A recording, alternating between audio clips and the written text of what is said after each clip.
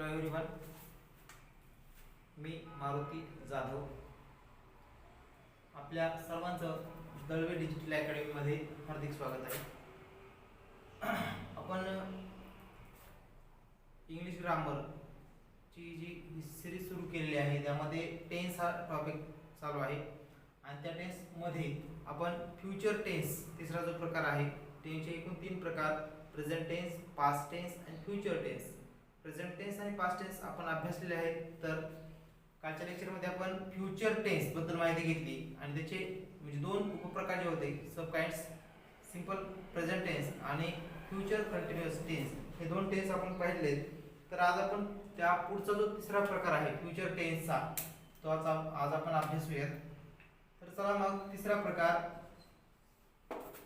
Future perfect tense. Future perfect tense याला मराठीमध्ये पूर्ण भविष्यकाळ असं म्हणतात. पूर्ण भविष्यकाळ.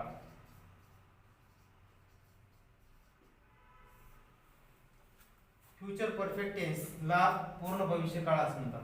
फ्युचर परफेक्ट टेन्स जो आहे, आपण काल पाहिलं तर जशा प्रकारे म्हणजे भविष्य काळामध्ये ज्या क्रिया घडलेल्या नाहीत, आणखी क्रिया झाल्या नाहीत, त्या होणार आहेत, अशा क्रियांचा काळ सांगण्यासाठी या भविष्यकाळाचा उपयोग करतात.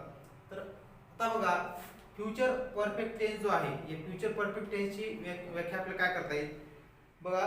भविष्य काळामध्ये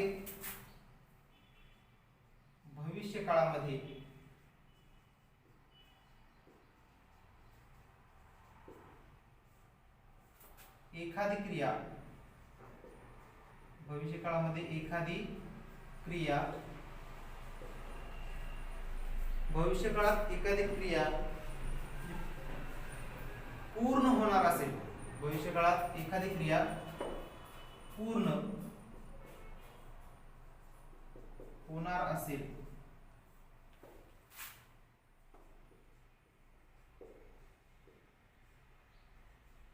हे सांगायचे असल्यास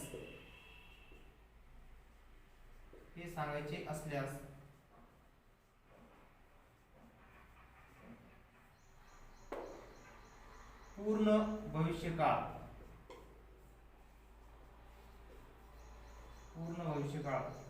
काळाचा म्हणजेच फ्युचर परफेक्ट टेन्सचा उपयोग करतात. फ्युचर परफेक्ट टेन्सचा उपयोग करतात.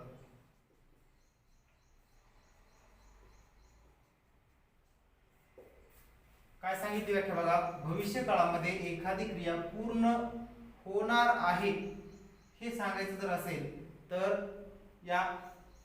आपल्याला पूर्ण भविष्य काळाचा उपयोग करावा लागतो, फ्युचर परफेक्ट टेन्सचा उपयोग करावा लागतो. मग याच्यासाठी फॉर्म्युला काय आहे, तर फॉर्म्युला पाहूयात आपण. फॉर्म्युला लिहून घ्या सर्वांनी. सब्जेक्ट प्लस शाल किंवा विल प्लस हॅव, शाल किंवा will plus have plus V3 plus object, हा या पूर्ण भविष्यकाळाचा फॉर्म्युला आहे.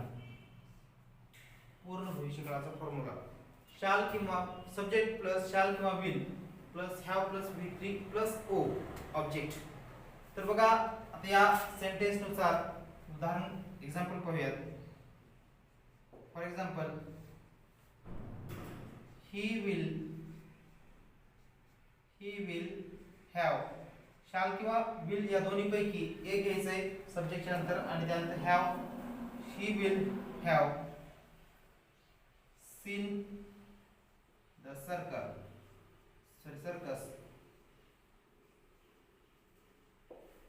He will have seen the circus.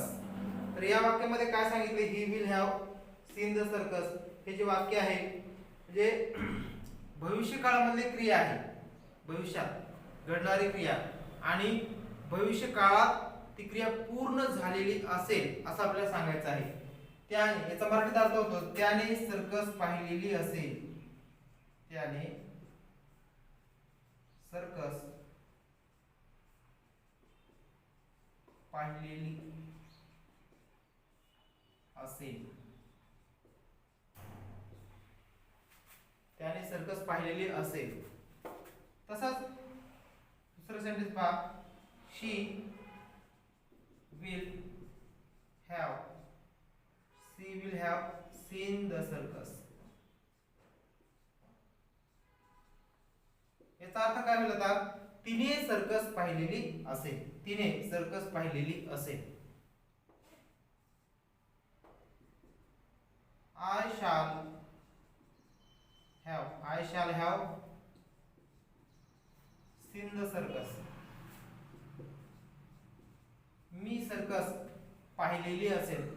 सर्व ज्या क्रिया आहेत भविष्य काळामध्ये पूर्ण झालेली आहे, सॉरी असेल असं सांगितलं आहे.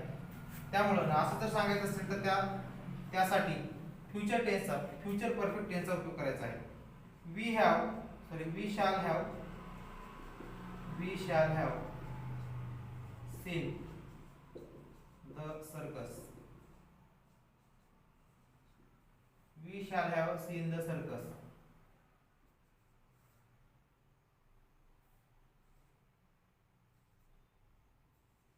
Samir will have seen the circus.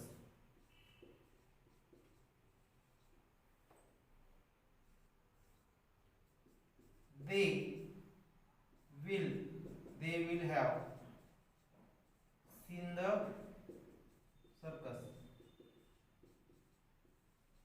They will have seen the circus. म्हणजे मित्रांनो अशा पद्धतीनं हे हा जो फॉर्म्युला दिलेला आहे, सब्जेक्ट प्लस शॅल किंवा will plus have plus V3 plus object, या फॉर्म्युल्याचा उपयोग करून आपण सर्व सेंटेन्स जे आहेत पूर्ण भविष्यकाळाचे तयार करू शकतो. म्हणजे कोणतेही सेंटेन्स तुम्हाला तयार करता येतात. तर मग याच फॉर्म्युल्यानुसार आणखी काही सेंटेन्स आपल्याला तयार करता येतात, ते सुद्धा आपण पाहूयात.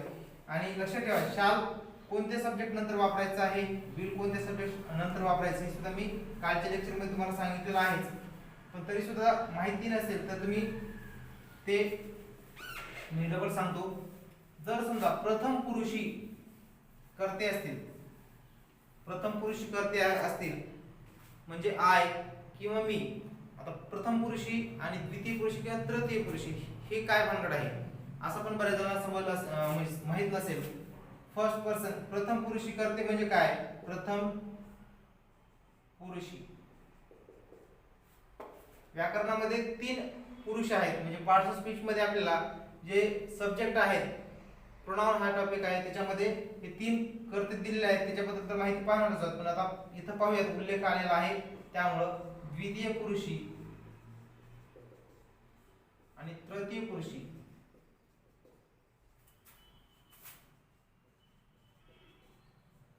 तर याच तिन्हीला सुद्धा काय म्हणतात इंग्लिश मध्ये माहिती कोणाला,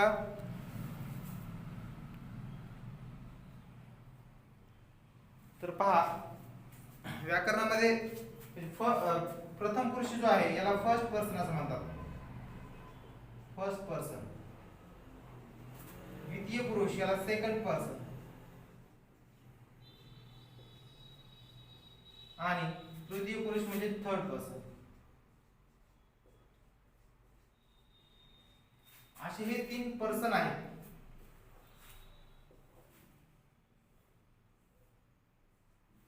तर मग आता प्रथम पुरुषी किंवा फर्स्ट पर्सन म्हणजे काय, तर बघा लक्षात ठेवा, बोलणारा व्यक्ती स्वतःसाठी ज्या सर्वनामांचा उपयोग करतो त्याला म्हणायचं प्रथम पुरुषी किंवा फर्स्ट पर्सन. बोलणारा, आता या ठिकाणी मी बोलत आहे, मी बोलत असताना मी माझं वैयक्तिक नाव घेत नाही, तर मी काय करतोय, मी हा शब्द या ठिकाणी वापरत आहे. आता समजा माझं नाव मारुती आहे, मारुती, मी असं म्हणतो का मारुती इंग्रजी शिकवत आहे, मारुती इकडे गेला, मारुती तिकडे गेला. मी प्रत्येक ठिकाणी मारुती हा शब्द वापरत नाही.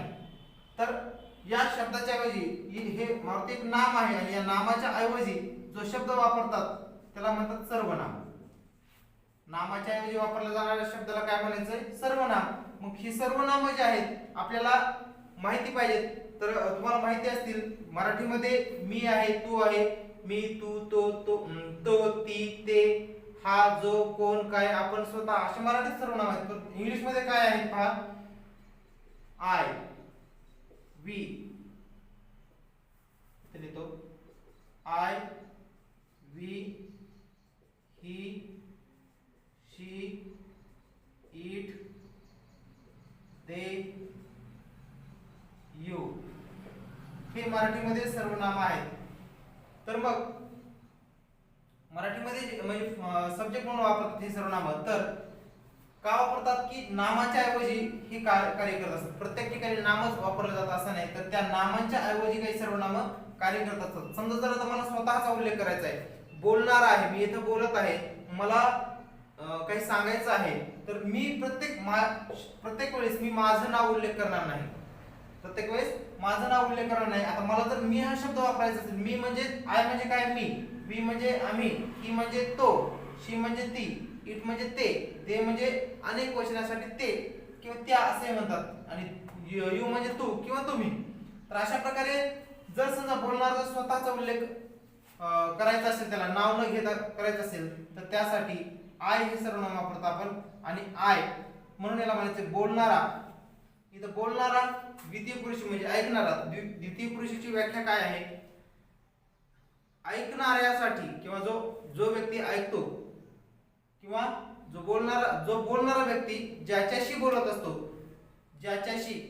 असतो त्या व्यक्तीसाठी वापरले जाणारे सर्वनाम म्हणजे द्वितीय पुरुष किंवा सेकंड पर्सन. ऐकणाऱ्यासाठी वापरले जाणारे सर्वनाम म्हणजे सेकंड पर्सन किंवा द्वितीय पुरुष. आणि तृतीय पुरुष म्हणजे काय किंवा थर्ड पर्सन म्हणजे काय? तर बोलणारा आणि ऐकणारा हे दोन व्यक्ती जर या दोघांच्या ऐवजी जर तिसऱ्या विषयी माहिती सांगत असतील तर अशा सर्वनामांना तृतीय पुरुष किंवा थर्ड पर्सन असं म्हणतात. हे कोणकोणते म्हणजे प्रथम पुरुष सर्वनाम कोणते, द्वितीय पुरुष कोणते, तृतीय पुरुष कोणते, किंवा फर्स्ट पर्सन कोणते, सेकंड कोणते, थर्ड कोणते आपल्याला माहित पाहिजे. तर लिहून घ्या. आय म्हणजे मी, वी म्हणजे आम्ही. हे आपल्याला जे पार्ट्स ऑफ स्पीचचा जो टॉपिक आहे त्याच्यामध्ये सुद्धा होणार आहे, पण तरी सुद्धा या ठिकाणी पाहूयात. सेकंड पर्सन जो आहे यू म्हणजे तू, यू तुम्ही. त्यानंतर ही, तो, शी, ती, इट, ते. इट हे बालकांसाठी किंवा नियोजनासाठी वापरतात. त्यानंतर दे, त्या. तर अशा प्रकारे मित्रांनो हे जे सर्वनाम आहेत या सर्वनामाचा उल्लेख जर आपल्याला म्हणजे करायचा असेल, तीन प्रकारामध्ये गटामध्ये याचं विभाजन करतात. एक आहे प्रथम पुरुषी, द्वितीय पुरुष, तृतीय पुरुष. आपण पाहिलं होतं की आपण शाल चौकी कोणत्या ठिकाणी करायचा आणि विल या दोन्ही चौकी कुठे करायचा आहे. जर प्रथम पुरुषी सर्वनाम असतील प्रथम पुरुषी, तर त्या नंतर जर समजा एखादा करता आय आहे तर त्याच्यानंतर काय वापरायचं शाल. आणि द्वितीय पुरुषी किंवा तृतीय पुरुषी जर असतील करते तर त्या सर्वनामानंतर विल हे सहाय्यकारी क्रियापद वापरायचं आहे. हे आपण कालच्या रूल मध्ये सुद्धा पाहिलं होतं, पण आज त्याच्यापेक्षा आपण चांगल्या पद्धतीने म्हणजे डीप मध्ये पाहिलेले. तर आता पहा पुढचा जो हे आहे याचे काय आणखी एक्झाम्पल बघूयात.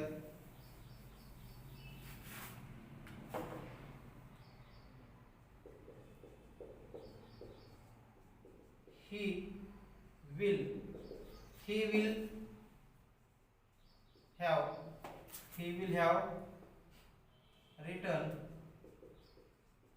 a letter. आता या वाक्याचा अर्थ होतो त्याने पत्र लिहिलेले असेल. त्याने पत्र लिहिलेले असेल.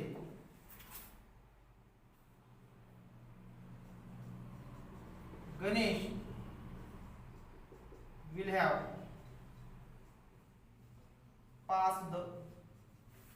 passed 10th exam. गणेश 10वीची परीक्षा पास झालेला असेल. गणेश 10वीची परीक्षा पास भविष्य काळामध्ये, आता सध्या तुम्ही अभ्यास करत आहात, तर तुम्हाला सांगायचं आहे की मी जुलै महिन्यात, पुढच्या जून जुलै मध्ये 10वीची परीक्षा पास झालेलो असेल. तुम्ही इथं आय वापरू शकता. I will have pass 10th exam, किंवा आय दुसरे सेंटेन्स करू शकतात. आय शॅल हॅव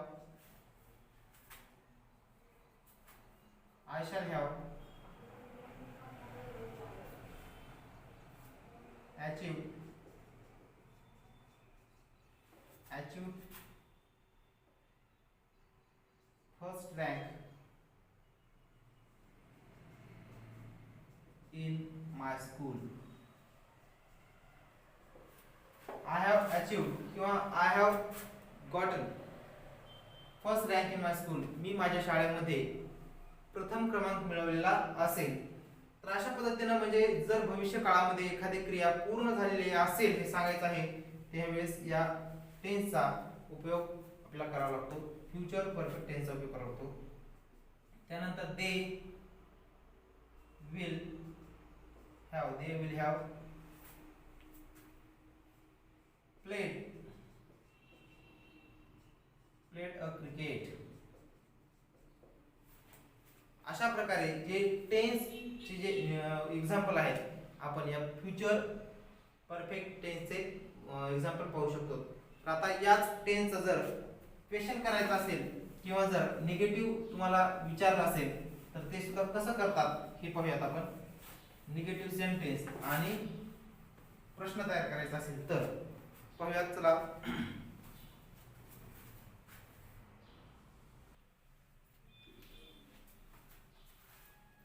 तर या पूर्ण भविष्य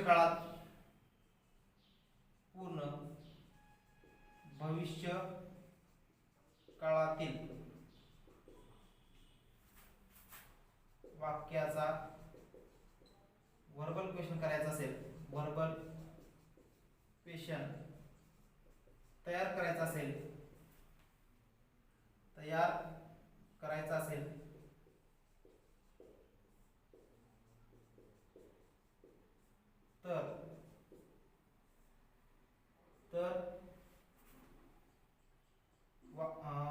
तर तो साध्या वर्तमान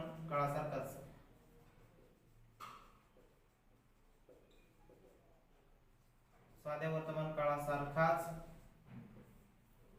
करावा. साध्या वर्तमान काळासारखाच करावा. आता साध्या वर्तमान काळात कसा केला होता हे आपल्याला माहिती पाहिजे.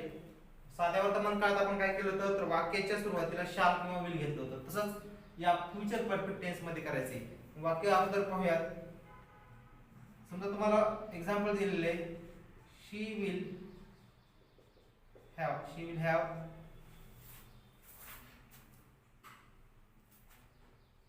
sung a song असं एक्झाम्पल दिले. She will have sung a song. तर मग या वाक्यात तुम्हाला क्वेश्चन जर तयार करायचा असेल, प्रश्न तयार करायचा आहे, कोणता प्रश्न, पण व्हर्बल क्वेश्चन करायचा आहे, तर मग वाक्याच्या सुरुवातीला काय सांगितले, सिंपल प्रेझेंट टेन्स, सिंपल साध्या भविष्य काळासारखा करावा. तर मग साध्या भविष्य काळासारखाच करायचा आहे. तर काय करायचं आहे, वाक्याच्या सुरुवात साध्या भविष्य काळामध्ये काय करतात, साधा भविष्य काळामध्ये जर वाक्यामध्ये दिलेलं शाल किंवा विल जे आहे ते वाक्याच्या सुरुवातीला घेतात, करतात त्यानंतर घेतात आणि पुढे जसे असतं. घ्या वाक्याच्या सुरुवातीला विल, करतात 2 नंबरला will she have sung a song. Will she have sung a song? वाक्याच्या शेवटी क्वेश्चन मार्क. त्यानंतर पहा, they will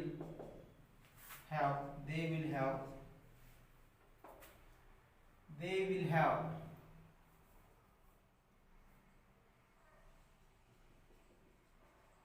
attended the meeting. They will have attended the meeting.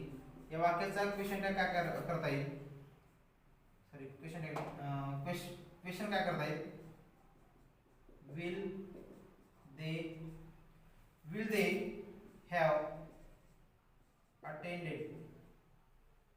have attended the meeting? Will they have attended the meeting? Yes or no? अशामध्ये म्हणजे आपण उत्तर देऊ शकतो. त्यानंतर I shall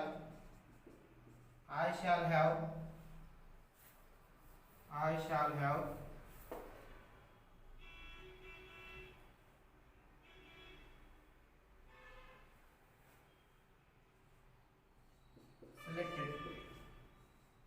selected in army.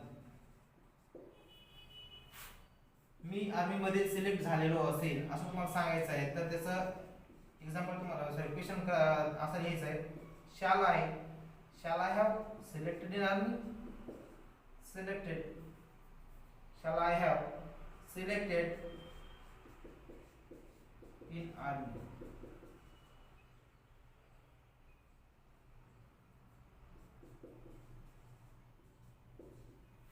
अशा पद्धतीने तुम्ही जर पूर्ण भविष्यकाळाचं वाक्य असेल आणि त्या वाक्याचा तुम्हाला व्हर्बल क्वेश्चन करायचा असेल तर तुम्ही साध्या भविष्यकाळाच्या वाक्याचा व्हर्बल क्वेश्चन तयार करू शकता.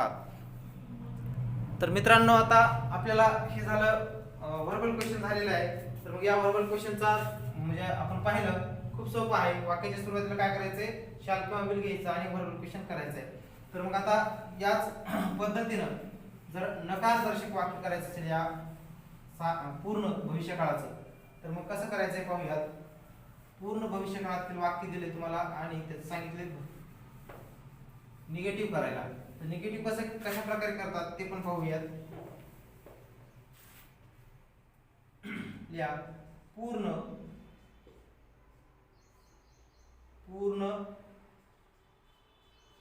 भविष्यकाळातील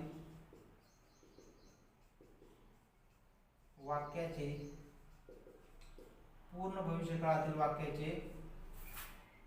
नकारदर्शक वाक्य करताना नकारदर्शक वाक्य तयार करताना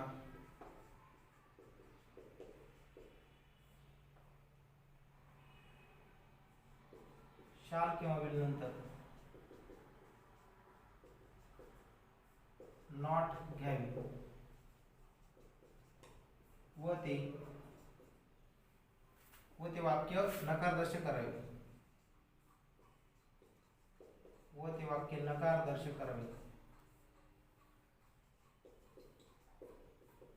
नकारदर्शक बघा, एक्झाम्पल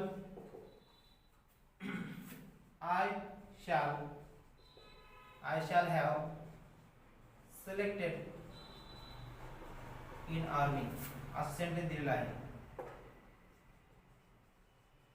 तुम्हाला याचं जर निगेटिव्ह मध्ये करायचं असेल तर त्यासाठी तुम्हाला कालच सांगितलं शाल किंवा विल. शाल नॉट म्हणजे शान आणि विल नॉट म्हणजे ओन. तर तुम्ही तसे लिहू शकतात किंवा शाल नॉट असे लिहू शकतात. आय शाल not have selected in army. सोपं आहे खूप. त्यानंतर पहा पुढचं, they will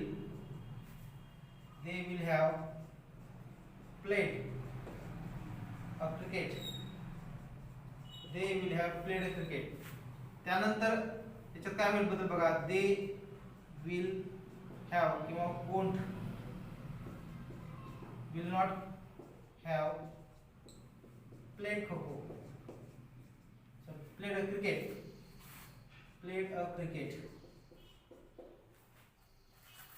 अशाच पद्धतीचे हे नकारदर्शक वाक्य आपल्याला म्हणजे करता येतात. विल नॉट असे चालेल या ठिकाणी आणि वोंट असं सुद्धा तुम्ही वापरलं तरी योग्य आहे. त्यानंतर पुढं teacher will have taught an English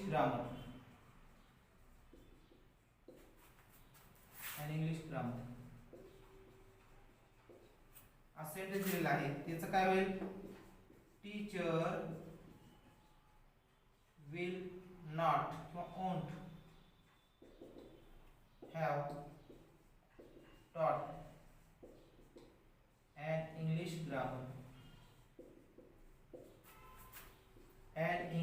grammar अशा पद्धतीने मित्रांनो तुम्हाला तुमचे जर वाक्य दिलेलं वाक्य फ्युचर परफेक्ट टेन्स असेल, पूर्ण भविष्यकाळाचं वाक्य असेल, तर त्या वाक्याचं जर निगेटिव्ह करायला सांगितलं नकारदर्शक, तर शाल किंवा विलच्या नंतर नॉट घ्या आणि तुमचं वाक्य नकारदर्शक करा. तर मग अशा पद्धतीने हा म्हणजे इतका सोपा हा टेन्स आहे. हा टेन्सचा उपप्रकार आहे फ्युचर टेन्सचा. त्यानंतर आपल्याला त्याच्या पुढचा जो प्रकार आहे तो सुद्धा पाहायचा आहे. त्याच्या पुढचा चौथा प्रकार, टेन्स मध्ये एकूण 12 उपप्रकार आहेत. मुख्य प्रकार किती आहेत? 3. तर त्या 12 उपप्रकारापैकी आपण 11 उपप्रकार प्रत्येकाचे म्हणजे प्रेझेंट टेन्सचे 4 उपप्रकार पाहिलेत, सबकाइंड्स पाहिले आहेत. त्यानंतर पास्ट टेन्सचे सुद्धा 4 उपप्रकार पाहिलेत आणि फ्युचर टेन्सचे 3 झालेत. आता शेवटचा जो प्रकार आहे तो आपल्याला अभ्यासायचा आहे. मग शेवटचा जो प्रकार आहे तो सुद्धा पाहूया.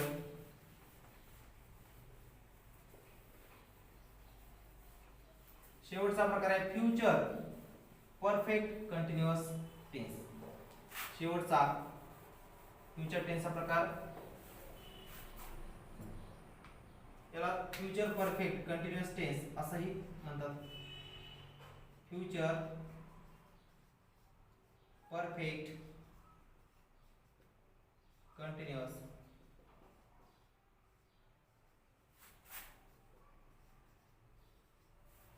फ्युचर परफेक्ट कंटिन्युअस टेन्स चालू पूर्ण किंवा पूर्ण अपूर्ण भविष्यकाळ किंवा चालू पूर्ण भविष्यकाळ असं याला म्हणू शकतात. पूर्ण चालू भविष्यकाळ, पूर्ण चालू भविष्यकाळ. तर पूर्ण चालू भविष्यकाळ जो आहे हा काळ कशा प्रकारे म्हणजे याची व्याख्या काय आहे आणि याचा उपयोग कोणत्या ठिकाणी करतात, तर याच्या अगोदर सुद्धा आपण पूर्ण चालू म्हणजे भूतकाळ पाहिलेला आहे, वर्तमान काळ सुद्धा अभ्यासलेला आहे. तर मग आता याबद्दल सुद्धा आपण याची म्हणजे व्याख्या लिहा. भविष्य काळात दीर्घकाळ चालणार असलेली क्रिया. भविष्य काळात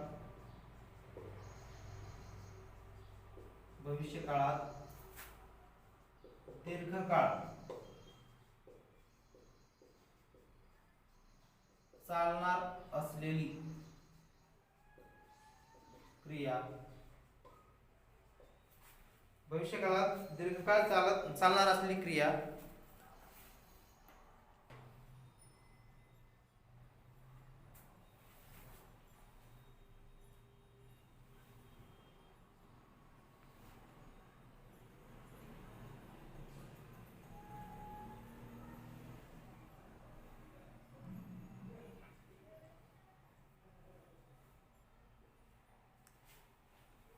पूर्ण चालू भविष्यकाळ जो आहे त्यामध्ये बघा त्याची व्याख्या काय आहे. भविष्य काळात दीर्घकाळ चालणार असलेली क्रिया अंशतः पूर्णत्व प्राप्त करून पूर्णत्वाची वलये मागे सोडून त्या विशिष्ट वेळेही चालूच असेल अशा क्रियेच्या काळाला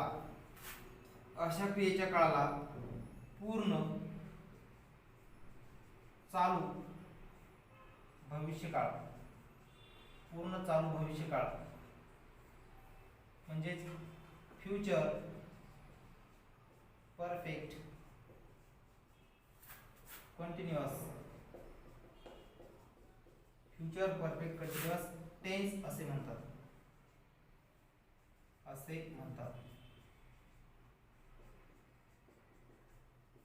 म्हणजे भविष्य काळामध्ये एखादी क्रिया दीर्घकाळ चालणार असलेली क्रिया जर अंशतः पूर्णता प्राप्त केलं तिनं आणि तिचे वलय मागे सोडून ती क्रिया तशीच त्यावेळी सुद्धा चालू होती हे सांगायचं जर असेल तर पूर्ण चालू भविष्यकाळाचा उपयोग करायचा आहे.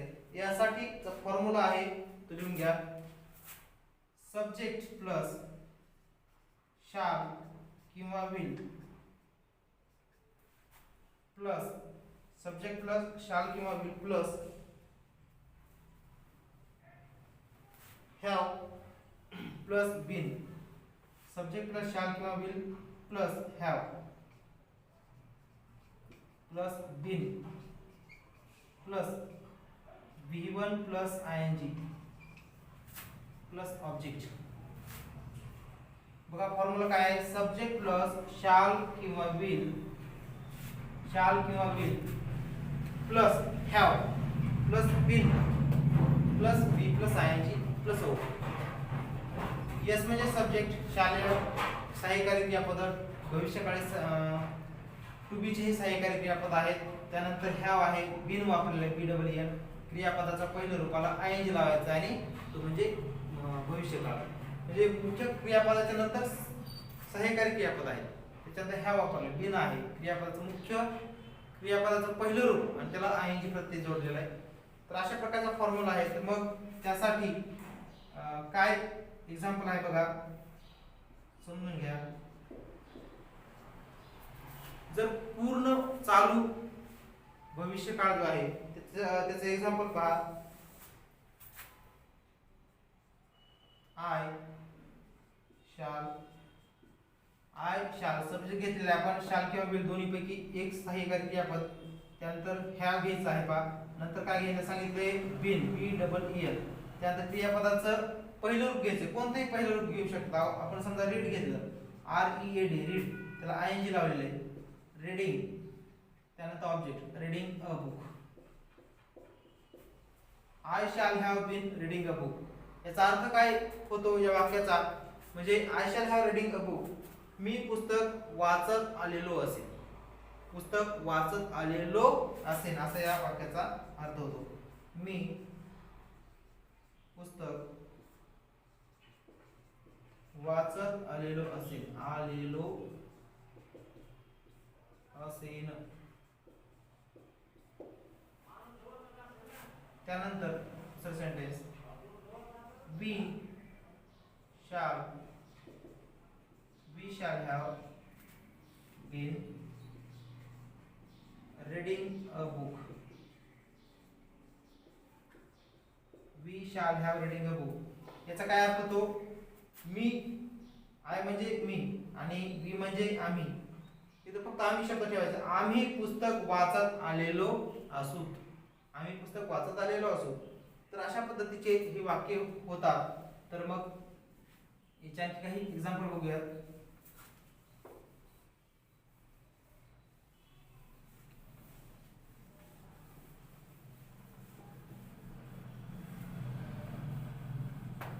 एक्झाम्पल बघा,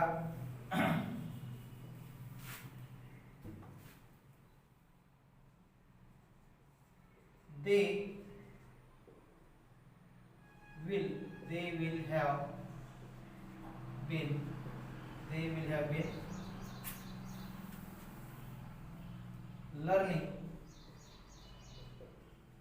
learning an English.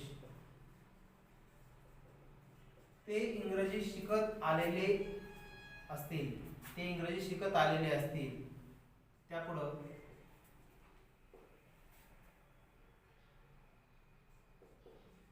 farmers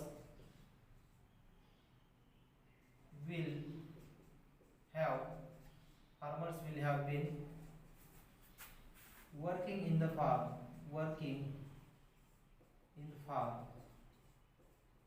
शेतकरी शेतात काम करत गेलेले असतील किंवा करत गेलेले असतील असं म्हणण्यापेक्षा करत आलेले असतील असं योग्य आहे. त्यानंतर पुढं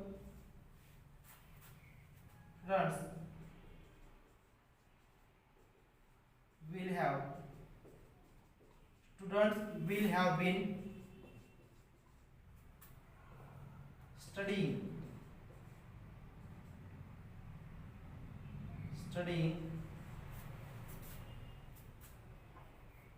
all the subject लिहू शकतो किंवा त्याचा सब्जेक्ट सायन्स, इंग्लिश, कोणते तुम्ही लिहू शकतात.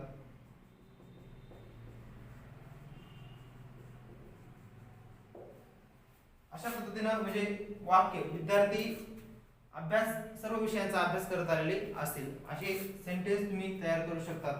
आणि मग जर पूर्ण चालू भविष्यकाळाचं हे वाक्य आहे आणि जर तुम्हाला या वाक्याचा प्रश्न विचारला किंवा जर या वाक्याचं नकारदर्शक तुम्हाला वाक्य करायला सांगितलं असेल तर अशा वाक्याचं नकारदर्शक किंवा प्रश्न कशा प्रकारे करतात हे सुद्धा आपण बघूयात.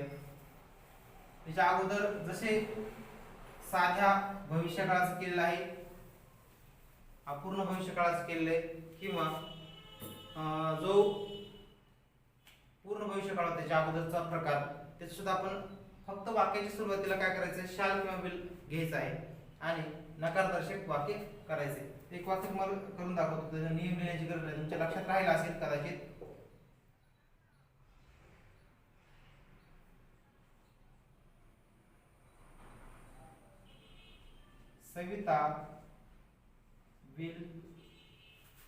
Savita will have been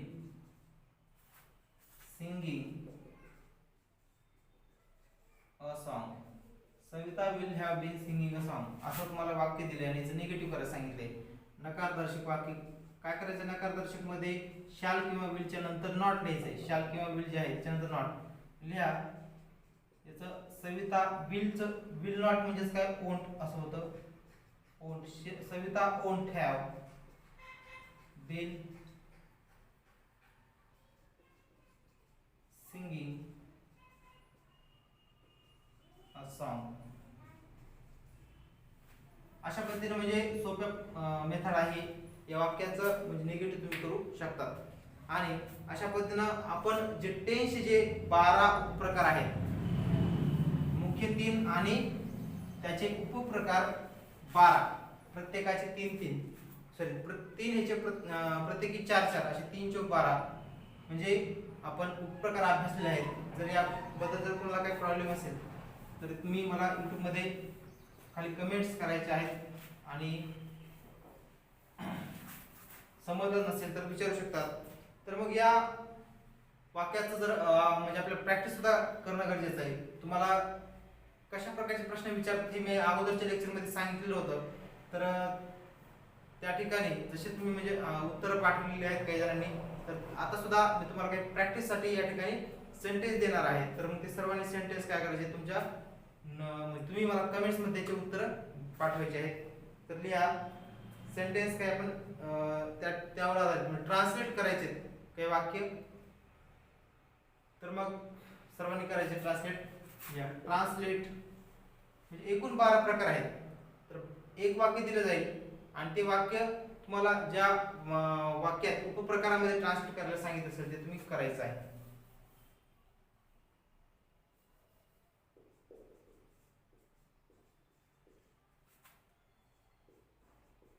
Translate the sentences.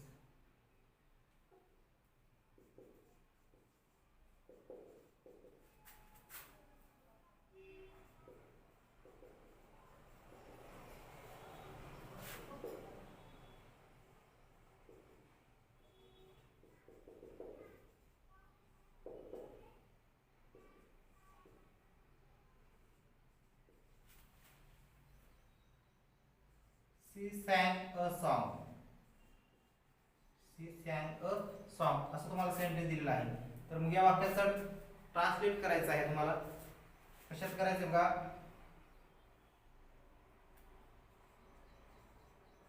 Simple future tense. Simple future tense मध्ये याचं ट्रान्सलेशन करायचं आहे. त्यानंतर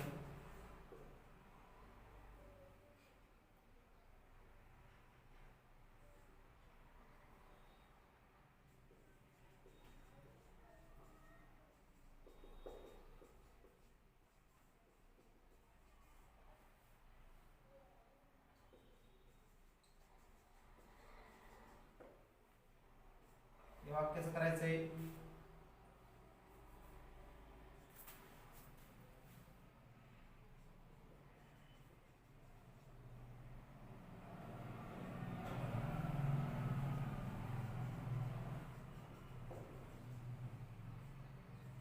फ्युचर परफेक्ट टेन्स मध्ये.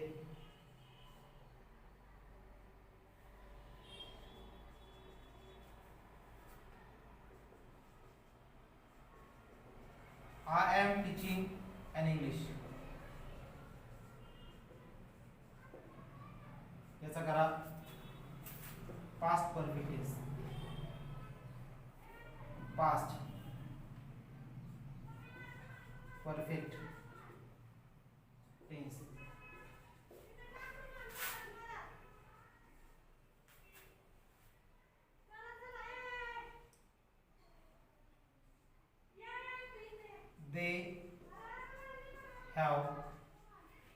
They have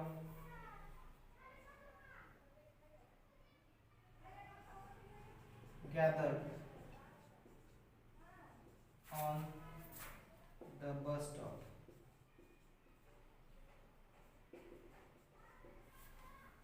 याचा करा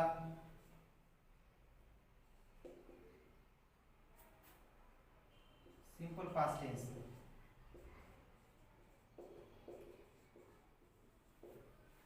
आणि पुढचं सेंटेन्स आहे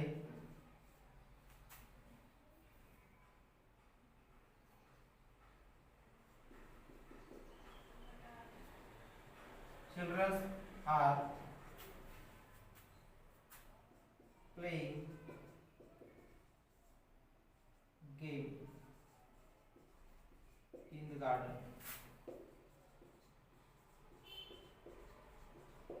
तर याचं करा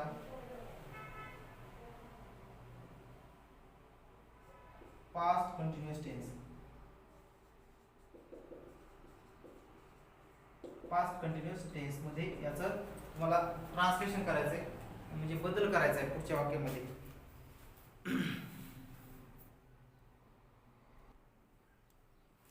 आणि अशा प्रकारे हे जे सेंटेन्स आहेत त्या सेंटेन्सचं ट्रान्सलेट करून कमेंट्समध्ये मला त्याचे उत्तर पाठवायचे आहेत. धन्यवाद. या ठिकाणी थांबूया.